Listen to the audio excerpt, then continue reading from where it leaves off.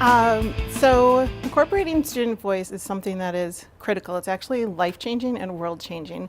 If we think about each human, every single one of us is different, whether they're the people that we spend our time with during the day, whether they're our family, whether they're people that we don't know.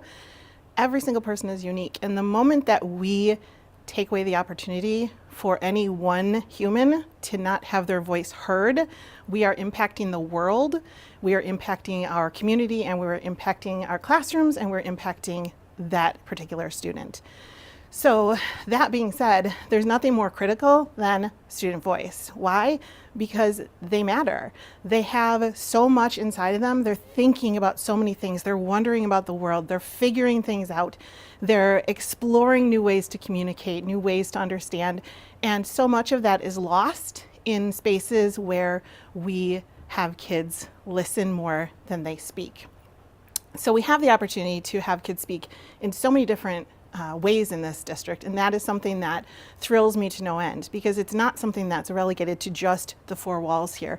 We have the tools and the devices that allow our learners to impact the world on a global scale even. When we think about what's going on in the news, in our own school communities, kids are having an impact. They are sharing their voices. They are getting national stages. They're getting community stages, and they are making impact in even just their local businesses, their local communities. So we can do that, and we as teachers are the holders. We hold the key to allowing those things to happen. If we don't do that, if we don't say, here you go, you are important, your ideas are important, your message is important, and the world needs you, then who's going to do it? But because we have a community of learners that's working to grow, change, challenge, reflect, think, collaborate, there's no more perfect place than a classroom environment, specifically in Waukesha with all the tools that we have, to have kids share their voices in ways that matters, in ways that matter to them, which might not be the way that matters to us. That's the other thing, is because everyone is unique, we have to be sure, and that's something that I've had to do in my own process of teaching, is to make sure that it might not matter to me, but that's okay, because I'm not the keeper of value. I'm the keeper of space for humans to be able to figure out their value and figure out how to operate in this world. So there are lots of ways that I incorporate student voice.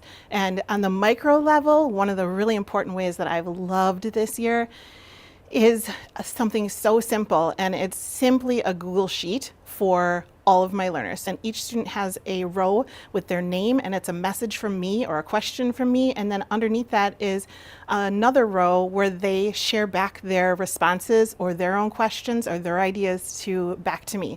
And this is a daily conversation, back and forth, back and forth. So every single student has the opportunity to share their thinking with me at least one time a day. Same thing with Flipgrid. That's a place where some kids have wanted to have kind of a moderated Flipgrid, where it's not something that they get to share with the whole class, but they want to be able to share things back and forth with me. Again, with 75 plus students, it's a really nice option just to have these ongoing conversations to mentor students and for me to understand where they're at and what they need. We are really diving into things like podcasts and blogs and Instagram and Twitter, and sometimes I have to take that lead because of the policies, but sometimes they can, depending on their age and acceptability. So we've got kids who are creating their own podcasts about things that really matter to them, whether it's space or whether it's dissecting music and analyzing the importance and the value and how it impacts them, whether it is blogs. So we've got blogs going on of kids who are same thing, kind of they're what's behind the music. They're looking at what it is, how it was made, why artists make the decisions that they do. We have students who are interacting with authors on Twitter. We have one student who actually has the opportunity to send her work back and forth, her writing back and forth, and get input from a published author that you can buy her book in Barnes & Noble, but because she is, we made the original connection on Twitter, and They have an ongoing relationship, a really reciprocal relationship.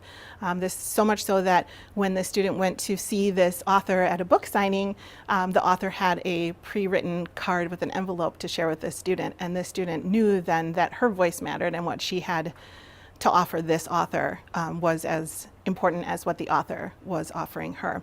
But I've had to do a lot of things to change what I do in the classroom in order to make these things happen. And the biggest thing is just to let go and trust in the students and know that I don't have all the answers. I certainly don't have all the answers. I kind of think of myself sometimes as a air traffic controller, and that I just lean in and say, yeah, I don't know. I don't know how to get your book published on iTunes, but I bet you can figure it out, and if you can't, somebody else can. And so then that happened. And the moment that happened, someone else wants them to teach them, how do you get that done?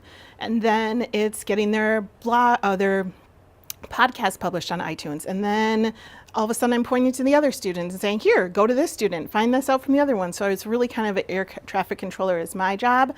And so I have to let go, step back, and know that I don't know everything, and just say yes. Lean into it and say yes, and lean into it and know that I'm going to have far more questions than I have answers, and they're going to have far more questions than they have answers. But the most critical piece is that we let them know that they matter, their voices matter, and when that happens, they get invested in what they're doing, they find purpose, they build relationships, they feel the sense of autonomy, and they build self-awareness, which just becomes a reciprocal process. And before you know it, you have a self-running environment where learners can't help but run into the room and say, can I do this? Can I try this? Because they know the answer is going to be yes.